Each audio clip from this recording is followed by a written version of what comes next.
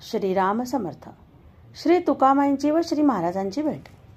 जालन्याहून श्री महाराज नांदेडला गेले आणि तेथे गोदावरीचे स्नान करून ते एहेळे गावला पोचले. श्री महाराज येण्याच्या अगोदर 3 दिवस तुकामाई सारखे ओरडत होते, अरे चोर येणार येणार आणि सगळे लुटून नेणार, सांभाळा रे सांभाळा. त्यांच्या या शब्दाचा अर्थ सामान्य माणसांना कसा कळणार. श्री महाराज एहेळे गावामध्ये सकाळी 9-10च्या सुमारास आले. तुकामाईंची चौकशी करता लोक म्हणाले, अरे बाळ, त्यांचे काय सांगावे. कुठेतरी आड रानात किंवा शेतात किंवा ओढ्याकाठी स्वारी बसलेली असते. त्यांच्या अंगावर धड वस्त्र नसतात. शरीर चिखलाने माखलेले असते. कधी डोक्याला लहान मुलाप्रमाणे टोपडे असते, कधी कधी हातात बांगड्या भरलेल्या दिसतात. चिल्लीम मात्र नेहमी जवळ असायचीच. ते लहान मुलांबरोबर किंवा कुत्र्यांबरोबर खेळत असतील. ते बाहेरून वेड्याप्रमाणे वाटतात आणि फार तुसडेपणाने वागून शिव्या देतात. पण ती आनंदमूर्ती आहे. त्यांना भय व दुःख माहीत नाही. तुकामाईंचे हे वर्णन ऐकून श्री महाराजांच्या डोळ्यांना पाणी येऊ लागले. त्यांना शोधून काढण्याचा निश्चय करून श्री महाराज ओढ्याच्या बाजूला गेले. 14-15 वर्षे वयाचा हा मुलगा तुकामाईला शोधायला आलेला पाहून लोकांनाही मोठे कौतुक वाटले. सकाळपासून संध्याकाळपर्यंत श्री महाराजांनी तुकामाईंना शोधले. त्यांचा काहीच पत्ता लागेना. म्हणून ते गावात परत आले आणि तुकामाईंच्या घराच्या बाजूला भिंतीस टेकून बसले. त्यांना परत येऊन 15-20 मिनिटे झाली असतील किंवा नसतील. इतक्यात तुकामाईंची स्वारी आरडाओरडा करीत घरी परत आली. कमरेला लंगोटी, डोक्याला टोपडे, हातात चिलीम आणि दुसऱ्या हातात उसाचे दांडके घेतलेले अशी ती मूर्ती पाहिल्याबरोबर श्री महाराज उभे राहिले. त्यांच्या वृत्ती इतक्या उचंबळून आल्या की त्यांना पुढे पाऊल टाकवेना. एक लहान मुलगा सकाळपासून तुम्हाला शोधतो आहे असे तुकामाईंना कोणी सांगितल्याबरोबर कुठे आहे तो असे म्हणून ते तसेच बाहेर आले तो पुढेच श्री महाराज हात जोडून उभे दिसले. दोघांची दृष्टादृष्ट होण्याचा अवकाश की तुझा खून करतो असे ओरडून तुकामाईने उसाचे दांडके उगारले आणि मी पण माझा जीव देतो असे बोलून श्री महाराजांनी त्यांच्या चरणावर साष्टांग नमस्कार घातला.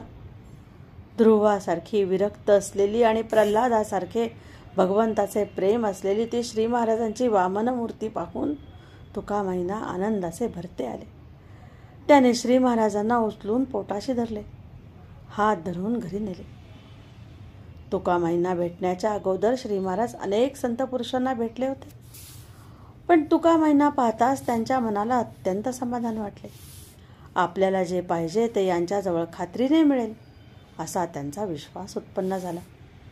तुकामाईंची ब्रह्मनिष्ठा, प्रेमळपणा, निस्पृहता आणि दीनवत्सलता पाहून श्री महाराजांची चित्तवृत्ती त्यांच्या ठिकाणी पूर्णपणे ठिकटली. त्यांनी अगदी मनापासून 9 महिने गुरुची जी सेवा केली तिचे नुसते वर्णन ऐकून सुद्धा अंगावर शहारे येतात. इतकेच नव्हे तर आपण गुरुशी कसे वागावे हे एवढ्या लहान वयामध्ये त्यांना कसे कळले याचे राहून राहून आश्चर्य वाटते. श्री महाराज तुकामाईंची सेवा कशी करीत असत ते पहा. तुकामाई उठण्यापूर्वी आपण उठावे. रात्री त्यांचे पाय दाबून देता देता त्यांना झोप लागली म्हणजे त्यांच्या पायाशी आपण बसावे. याचा परिणाम म्हणजे 9 महिने श्री महाराजांना झोप घेता आली नाही. एखाद्या सावलीप्रमाणे तुकामाईच्या मागे सदा असावे. ते धावतील तिकडे आपण धावावे. ते जातील तिथे आपण जावे. ते बसतील तेथे आपण मागे उभे राहावे. घरामध्ये इतर पुष्कळ माणसे असताना ते काम करतील ही वाट न पाहता, तुकामाईंच्या आज्ञेची वाट न पाहता पडेल ते काम मोठ्या आवडीने स्वतः आपण करावे. नदीवरून पाणी आणावे. ते तापवून त्यांना स्नान घालावे. पाटपाणी करून त्यांच्या जेवणाची तयारी करावी आणि ते विश्रांती घेत असता आपण त्यांना पंख्याने वारा घालावा. तुकामाई कित्येक वेळा घरी जेवीत नसत आणि बाहेर गेले तर उभ्या उभ्याच हातावर घेऊन कांदा भाकरी खात. अशा वेळी श्री महाराजांना उपवास घडे. बऱ्याच वेळा 2-2, 3-3 दिवस असे अन्नपाण्या वाचून जात. तुकामाईंची बालवृत्ती असल्याने त्यांना कसलेही बंधन नसे. ते वाटेल तेव्हा वाटेल तिकडे जात. तसेच आता एक सांगत तर थोड्या वेळाने बरोबर त्याच्या उलट सांगत. कधी ते अगदी शांतपणे सेवा घेत, तर कधी अगदी उग्र बनून श्री महाराजांना झिडकारून टाकीत. कधी लोकांजवळ त्यांची स्तुती करीत, तर कधी ते सर्वांसमोर यथेच्छ निंदा करीत. कधी सापडेल ते घेऊन मार देत, तर कधी पोटाशी धरून पाठीवरून हात फिरवीत.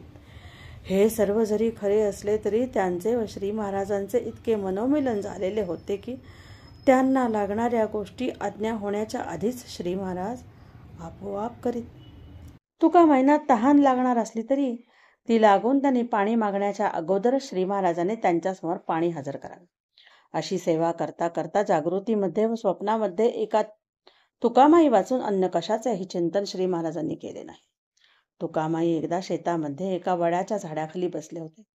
श्री महाराज मागे उभे होतेच. त्यांना हाक मारून ते म्हणाले, अरे, या झाडाची पाने तोड पाहू. श्री महाराज लगेच झाडावर चढले आणि पाने तोडून गोळा करू लागले. त्यातली काही पाने खाली तुकामाई समोर पडली. ती हातामध्ये घेऊन त्यांनी पाहिले तर त्यांना दूध सुटलेले होते. तेव्हा पुन्हा ते बोलले, अरे, पुरे झाले. पान तोडले तर त्या झाडाला त्रास होतो. बघ, त्यातून दूध गळते आहे. म्हणून तोडलेली पाने जेथल्या तेथे लावून टाक. अशी आज्ञा होताच त्यावर काही विकल्प न काढता श्री महाराजांनी एक एक पान तोडलेल्या ठिकाणी लावण्याचा क्रम सुरू केला. तोडलेली सर्व पाने झाडाला लावून श्री महाराज तुकामाई समोर हात जोडून उभे राहिले. तेव्हा ते म्हणाले, शाबास, याला म्हणतात आज्ञापालन. एके दिवशी पहाटे तुकामाई बाहेर पडले आणि गावापासून 2-3 मैल दूर असलेल्या उसाच्या मळ्यात जाऊन बसले. काही वेळाने मळ्याचा शेतकरी तेथे आला. त्यांना पाहून त्याला आनंद झाला. त्याने 20-25 ऊस तोडले आणि तुकामाईंसमोर आणून ठेवले. श्री महाराज बरोबर होतेच. त्यांना ते म्हणाले, बांध त्याची मोळी, बांध आणि चल घेऊन. श्री महाराजांनी त्या सगळ्या ऊसाची मोळी बांधली. तेव्हा 3 माणसांना उचलणार नाही एवढी ती जड झाली. त्या शेतकऱ्याच्या मदतीने श्री महाराजांनी ती मोळी आपल्या डोक्यावर घेतली आणि ते तुकामाईंच्या मागे चालू लागले. तुकामाई थोडा वेळ चालले, पण नंतर इकडे तिकडे पळू लागले. हे देखील त्यांच्या पाठोपाठ पळू लागले. ते जिकडे जातील तिकडे हेही गेले. असा प्रकार करीत ते दोघे जण एकदाचे गावात आले. इकडे आण ते ऊस, असे ओरडून तुकामाईंनी सगळे ऊस अस्ताव्यस्त फेकून दिले आणि गावच्या लोकांनी प्रसाद म्हणून ते नेले. असेच एकदा नदीवर स्नानाला गेले असता श्री महाराजांना आज्ञा झाली की डोहात उडी मार. त्याप्रमाणे त्यांनी उडी मारली, पण वर येण्याची आज्ञा नसल्यामुळे तसेच तळाशी जाऊन बसले. इकडे तुकामाईंनी आपण होऊन आरडाओरडा केला आणि गावचे सगळे लोक जमा केले. ते मोठ्याने शोक करू लागले की माझा बाळ बुडाला. कुणाला मुलगा होता माहीत नाही, कुणाचा मुलगा होता माहीत नाही. मी हे काय केले? मला केवढे पाप लागेल. लोकांनी त्यांचे सांत्वन करण्याचा प्रयत्न केला.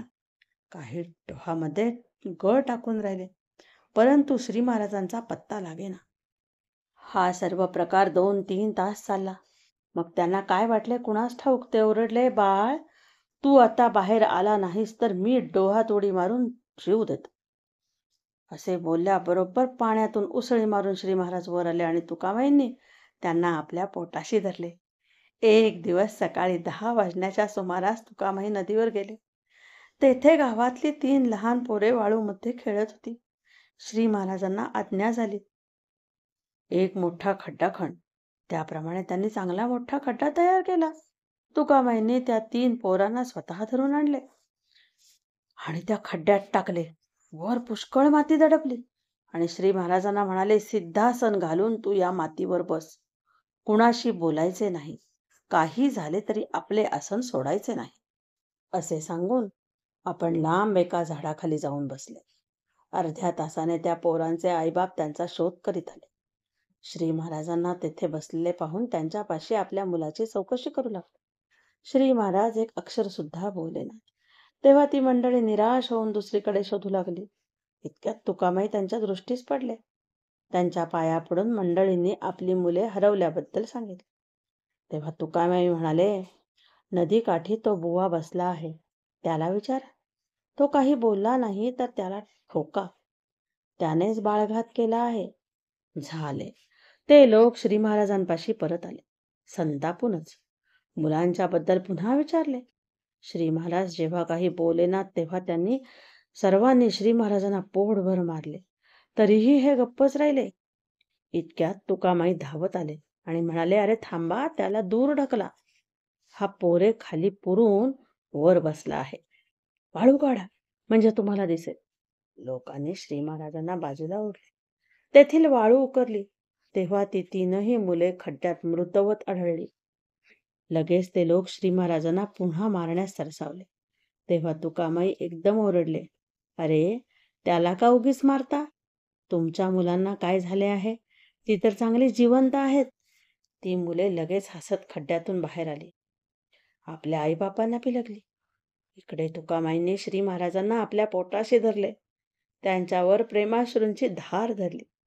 ते बोलले, बाळा, इतक्या लहान वयामध्ये माझ्यासाठी घरदार, कुटुंब सगळं सोडून तू इथे आला आहेस आणि मी चांडाळ तुला मार देववतो.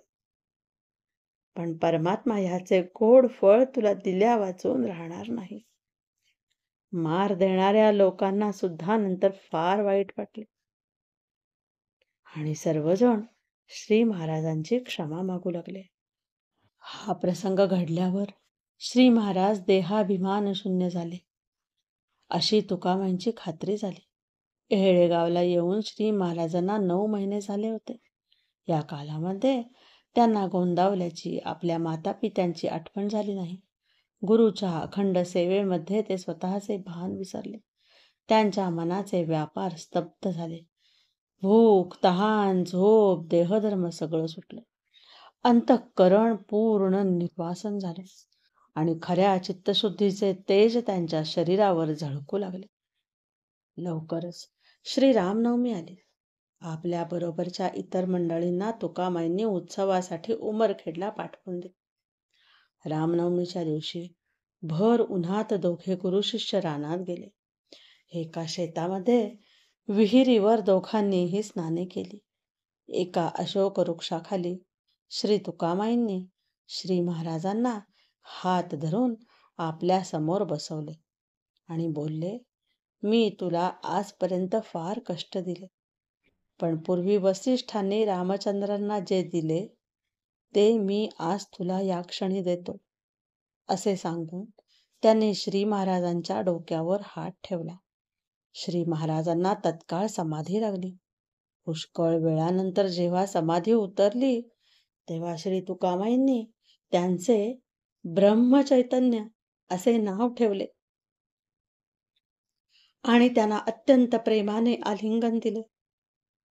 श्रीराम जय राम जय जय राम हा त्रयोदशाक्षरी मंत्र जपून रामोपासना करा असे सांगून तुकामाईंनी श्री महाराजांना रामदासी दीक्षा दिली व अनुग्रह देण्याचा अधिकार दिला.